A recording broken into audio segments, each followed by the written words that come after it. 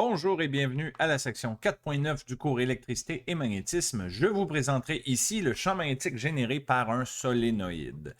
Donc, encore un nouveau mot, c'est quoi ça, un solénoïde? Je vais vous l'expliquer dans un instant et vous présenter comment calculer le champ magnétique qui est situé sur l'axe d'un solénoïde. Donc, un solénoïde, c'est quoi? C'est une bobine qu'on a vue à la section précédente, mais ici, on ne pourra pas faire l'approximation des spires superposés. Hein, je vous avais dit, là, section 4.8, section précédente, on avait une équation pour le champ magnétique faite par une bobine avec les spires superposées. Donc, qu'est-ce qui arrive si mes spires ne sont pas superposés? Ben, ça, on appelle ça un solénoïde. Là, c'est plus, on change un peu le nom, là. Solénoïde. Donc, ici, on va supposer que mon solénoïde, il a une dimension non négligeable en largeur. Donc, ça fait que ça change un petit peu mon équation.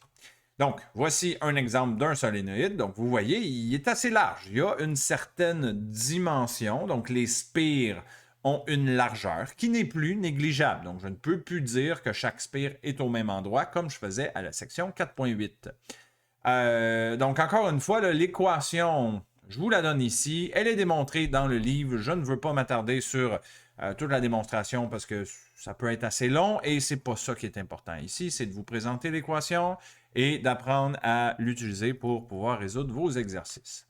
Alors, commençons par un bon petit schéma. Encore une fois, un schéma, ça vaut beaucoup.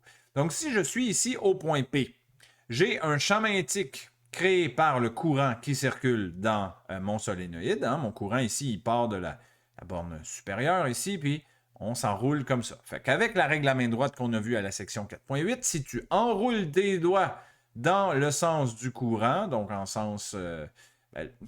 j'allais dire sens anti-horaire, mais il faut le voir en 3 dimensions. Là. Donc, tu enroules tes doigts dans ce sens-là, dans la 3e dimension.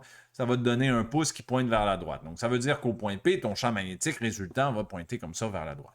Maintenant, pour ce qui est de la grandeur du champ magnétique, vous avez l'équation ici. Ça ressemble pas mal aux équations précédentes. Ben oui, parce que ça provient de la loi de Biot-Savart appliquée à une situation très précise. Donc, un solénoïde ici. Donc, c'est égal à mu0, là, toujours la même constante. Petit n, donc là, c'est pas grand n, il y a une petite différence. Là. Petit n, c'est le nombre de spires par unité de longueur. Donc, autrement dit, il s'agit juste de prendre le nombre de spires total divisé par la largeur ici là, de ton solénoïde. Donc, ça, c'est petit n. Fois le courant qui circule divisé par 2 fois valeur absolue de cos de alpha 2 moins cos de alpha 1.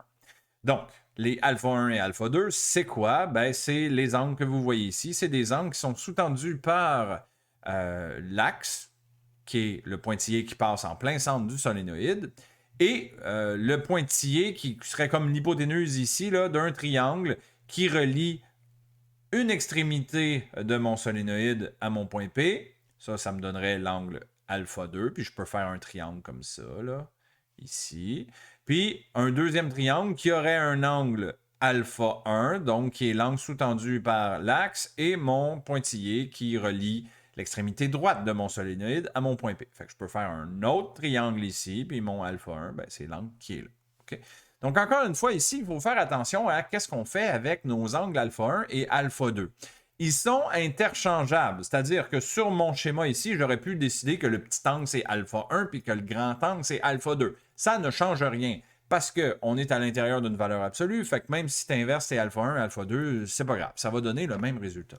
Fait que tu peux prendre tes alpha 1 et alpha 2 comme étant le plus grand alpha 2 ou alpha 1, ça ne dérange pas.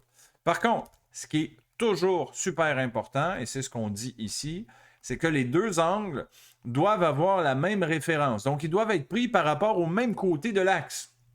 Donc, sur mon schéma ici, voyez-vous, on a pris alpha 2 par rapport à mon axe horizontal, mais j'ai pris aussi alpha 1 par rapport à mon axe horizontal. Voici un autre exemple. Je pourrais me placer autrement. Mon alpha 1, il est pris par rapport à mon axe horizontal, alpha 2 par rapport à mon axe horizontal. Ça devient surtout important quand mon point P il est à l'intérieur du solénoïde. Comme vous voyez ici, mon alpha 2, je l'ai pris par rapport à l'horizontale à droite. Donc, mon alpha 1, il faut aussi que je le prenne par rapport à l'horizontale à droite. Ça aurait été une erreur si on avait pris alpha 1 comme ça ici, par rapport à l'horizontale gauche. Là, ça aurait été problématique. Là, ça m'aurait donné un résultat qui n'est pas la bonne valeur. Donc, très important, toujours le prendre par rapport au main max. Donc, faut, si vous voulez, là, choisissez un sens, soit côté gauche, soit côté droit. C'est pas grave, mais toujours par rapport à ce même sens-là. Voilà, c'est ça l'équation. C'est pas plus compliqué que ça. Fait que, on va tout de suite aller dans des situations, puis on va le pratiquer. Donc, qu'est-ce qui se passe si j'ai un très long solénoïde? Quand on dit approximation du long solénoïde, ça veut dire un solénoïde tellement long qui tend vers l'infini. OK? Donc, je suis au point P ici, à l'intérieur d'un très grand solénoïde. Bien, vous pouvez vous l'imaginer, là. Si vous prenez un solénoïde qui tend vers l'infini, donc le côté droit tend vers l'infini, comme ça, bien, tu vois que plus ton solénoïde est long, plus ton alpha 2 devient petit. Donc, plus il tend vers 0. Fait que tu vas prendre comme limite alpha 2 qui vaut 0. Mais inversement, ton alpha 1, lui, qui doit être pris par rapport, je vous le rappelle, au main max. Donc, imaginez que le côté gauche, là, vous l'allongez, vous le déplacez comme ça vers la gauche. Ben, votre angle alpha 1, lui, il grandit de plus en plus. Là. Il va tendre vers une valeur limite de 180 degrés. C'est le maximum qu'il peut valoir. Fait que tu vas prendre la valeur limite, alpha 1 qui vaut 180. Donc là, si tu fais le calcul ici, ça va donner 1 moins 1. Ça donne un facteur 2. Ce facteur 2-là va venir annuler le facteur 2 qui est au dénominateur ici. Et donc, résultat, ça me donne ça. Donc ça, c'est un champ magnétique à l'intérieur d'un solénoïde que tu peux considérer comme étant très long, ou voire presque infini. Okay? Donc, ça réduit considérablement le travail que tu dois faire, si tu peux faire cette approximation-là. Voilà. OK, un exercice du livre, donc 4.2.9. On a un solénoïde de 2 cm de largeur. Là. Ça dit longueur dans le livre, mais moi, personnellement, je préfère utiliser le mot largeur, juste parce que je trouve que c'est plus représentatif, mais bon, c'est très personnel. Donc, un solénoïde de 2 cm de largeur, là, donc ce qu'on entend par là, c'est, vous le voyez ici sur le schéma, là, ça veut dire que la distance du côté gauche de mon solénoïde jusqu'au côté droit, c'est 2 cm. On a 8 spires, donc 8 tours. Chaque spire a un rayon de 1,5 cm, comme on peut voir sur le schéma, et porte un courant de 0,4 ampères dans le sens que vous pouvez voir sur le schéma ici. Là. Donc, mon courant, il part de la grande plaque ici, là, puis il s'en va comme ça, dans ce sens-là. Okay? Fait que par la règle de la main droite, si tu enroules tes doigts dans le sens anti-horaire, ça va te donner un pouce qui pointe vers la droite. Donc, le champ magnétique ici serait en X positif. Là. Bon, c'est pas demandé parce que, ben oui, en fait, c'est demandé. C'est pas le module qu'on demande. Vous voyez, on demande de calculer le champ magnétique. Donc, on va avoir besoin du sens du champ magnétique, pas juste son module. Je commencerai tout de suite par vous faire remarquer qu'ici, on ne pourrait pas faire l'approximation du long solénoïde. Hein? Si on pouvait, ça serait simple. On pourrait juste faire ça, puis c'est tout, c'est fini. Non, ici, on ne peut pas. Puis, dans quel cas on peut, puis dans quel cas on ne peut pas, ben, il faut un peu utiliser son jugement critique. T'sais, on va s'arranger pour que dans certains exercices ou dans des examens, ben, tu puisses faire cette approximation-là ou non de façon claire. Donc, ici, tu vois que ta largeur du solénoïde, c'est 2 cm, puis le rayon de ton solénoïde, c'est 1,5 cm. Fait que si tu es au centre de ton solénoïde, tu peux pas vraiment considérer que ton solénoïde est très long, là, parce que sa largeur est à peu près là, du même ordre de grandeur que le rayon. Fait que c'est pas très long, c'est pas très large, ça, comme solénoïde. Donc, on ne pourra pas faire cette approximation-là. Fait qu'il va falloir faire le calcul au long là, avec cette équation-là, où est-ce qu'on aura à évaluer à chaque fois alpha 2 et alpha 1. Donc, on veut calculer le champ magnétique à 3 points, donc au point X égale à 10. Donc, vous avez ici le plan cartésien. On suppose que l'origine de mon plan cartésien, là, il est ici, donc qui coïncide avec le centre de mon solénoïde. Donc, à X égale à 10, on est quelque part ici. À X égale à 1, donc ça veut dire qu'on est flush avec l'embouchure droite de mon solénoïde, quelque part ici. Puis, en X égale à 0, donc là, c'est vraiment en plein dans le centre de mon solénoïde. OK, commençons par X égale à 10 cm. Donc, je vous ai fait un petit schéma. Donc, à ce point-ci. On peut faire 2 triangles. Donc, un premier triangle en brun. Hauteur qui est égale au rayon de mon solénoïde. Et l'hypoténuse ici en brun qui sous-tend l'angle alpha 2 dans ce cas-ci. Même chose en bleu, mais avec l'embouchure droite du solénoïde. Donc, la hauteur, c'est le rayon de 1,5 cm. Et l'hypoténuse en bleu ici sous-tend un deuxième angle que j'appelle mon alpha 1. Et donc, je commence par évaluer ces angles-là.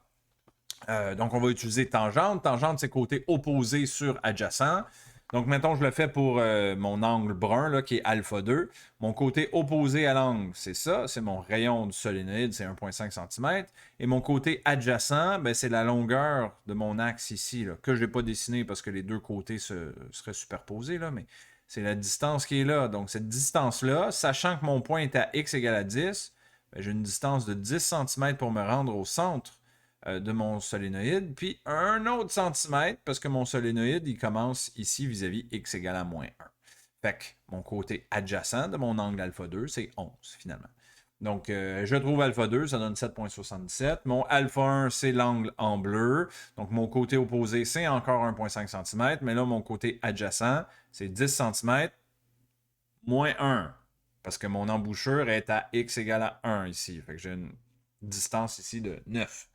Donc, j'évalue alpha 1, ça me donne cette valeur-là. Prochaine étape, ben, c'est juste plugger les valeurs ici.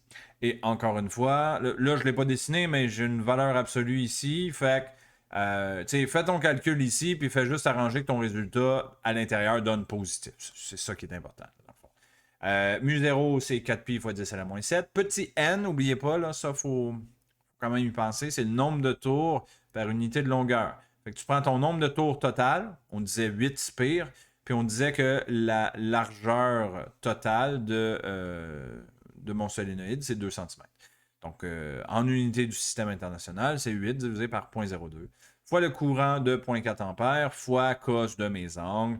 Donc, ça me donne ce module-là. Et par la règle à main droite, vous enroulez vos doigts dans le sens des spires que vous voyez ici. Ça donne un pouce vers la droite.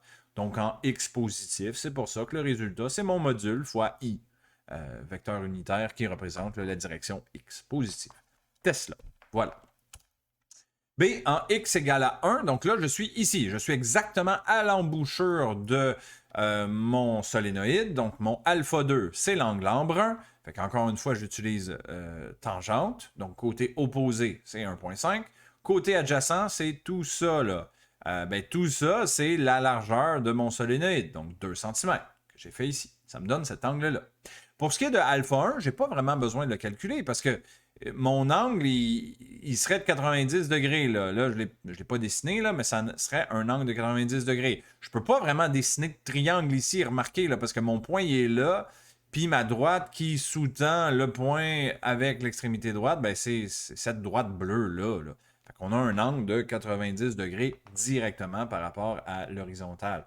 Donc, même chose, je plug mon équation avec les mêmes valeurs. Je m'arrange pour faire ma soustraction ici et que le résultat soit positif. Donc, ça me donne cette valeur-là. Et encore une fois, par règle à main droite, ben, j'ai un pouce qui pointe en x positif, donc en i positif. Je termine par l'unité Tesla. Voilà. Et finalement, en x égale à 0, là, je suis en plein centre. Donc, j'ai deux triangles comme ça. Ils devraient être symétriques, là, mes deux triangles, mais à cause de la vue en perspective, ben, on a comme l'impression que les deux triangles ne sont pas symétriques. Mais bon, c'est juste à cause de la perspective. Là. La hauteur de mes deux triangles, c'est 1,5 cm. C'est le rayon ici. Puis la base de mon triangle, ben, ça devrait tous les deux être 1 cm. Là. Pour ça, c'est la perspective qui donne l'impression que c'est pas la même chose, mais c'est la même chose. Donc, alpha 2, c'est le petit ici en brun. Donc, on fait opposé sur adjacent. Donc, 1,5 divisé par 1, ça donne 56,31. Pour l'angle bleu, alpha 1, attention, ne faites pas l'erreur de prendre l'angle par rapport à l'axe ici à droite, parce que n'oubliez pas que vos deux angles alpha doivent être pris par rapport au même axe du même côté. Fait qu'il faut que je prenne tout cet angle-là ici. Là. Donc, l'angle obtus que vous voyez sur le schéma. Donc, comment je fais? Ben, ça va être 180 degrés moins l'angle qui est ici, le petit angle. Okay? Le petit angle, je peux l'évaluer en faisant arctan de opposé sur adjacent, donc 1,5 sur 1. Puis je fais 180 degrés moins ça. Ça va me donner le grand angle obtus qui est là, 123,69 degrés. Après ça, ben, comme les deux autres fois, ben, je plug mes valeurs. Encore une fois, je m'arrange pour que ma soustraction de cos me donne une valeur positive parce que techniquement, c'est en valeur absolue ici. Là. Ça me donne cette valeur-là. Puis encore une fois, par règle à main droite, ben, mon pouce pointerait vers les X positifs. Donc, c'est cette valeur-là en I positif Tesla. Et voilà.